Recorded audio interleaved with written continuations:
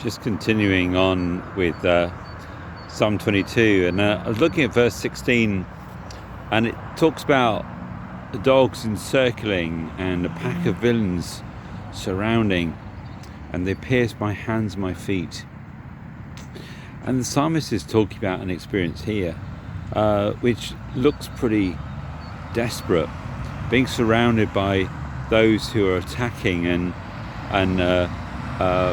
doing serious harm. Being surrounded is a very strong experience, isn't it, in the human condition? Maybe the child being surrounded by bullies in the playground.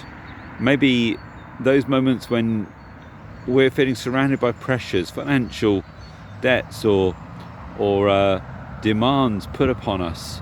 Maybe pressures on our time, surrounded by different needs and concerns and objectives and opinions that are fighting for our heart and our mind.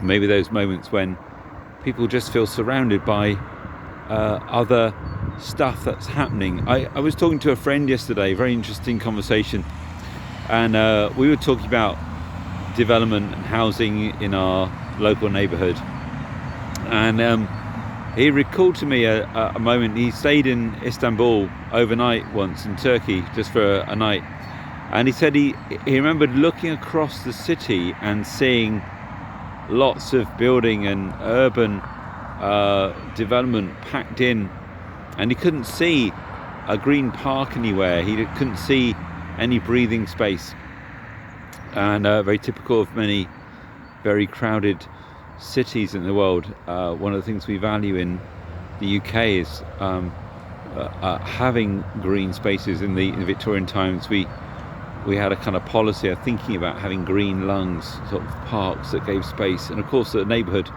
with a lovely park is something that we consider quite precious in the UK. So holding onto our green spaces, feeling that we've got room to breathe, room to get fresh air, room to get psychological space. And that's so true as well when we feel physically surrounded, isn't it? When we feel under great pressure. I saw a video last night, a very heartbreaking video. A Bedouin guy in Iraq during the Iraq War, and this terrible, heartbreaking story of how some helicopters had surrounded his desert encampment, thinking that was a safe place for them, a place that they were used to being surrounded by desert, and actually it felt safe for them to be there, and yet they were surrounded by gunfire, and he ended up being one of only 2 survivors out of their whole family group that had survived that experience. So being surrounded is a very hard thing, and but Jesus exemplifies this being surrounded. His hands and feet are pierced. Jesus is the one who suffers, surrounded with mocking, with every demonic attack from hell pitted against him from all sides, all the sin of the world laid on him. He himself bore our sins in his body on the tree.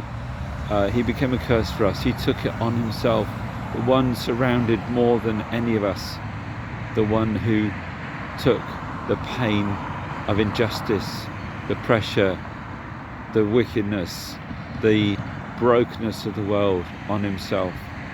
Psalm 22 verse 16 talks about the one who was pierced for our transgressions, bruised for our iniquities, as Isaiah 53 exemplifies to us, and he's the one who took it on himself, so that when we are surrounded by all manner of different things, sometimes that we've allowed there, sometimes that feel definitely like intruders, sometimes feel like a surrounding group of enemy parties attacking us.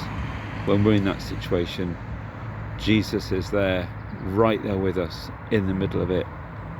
And in actual fact, he can surround us with his protection. He can be a shield to us. He can be a fortress.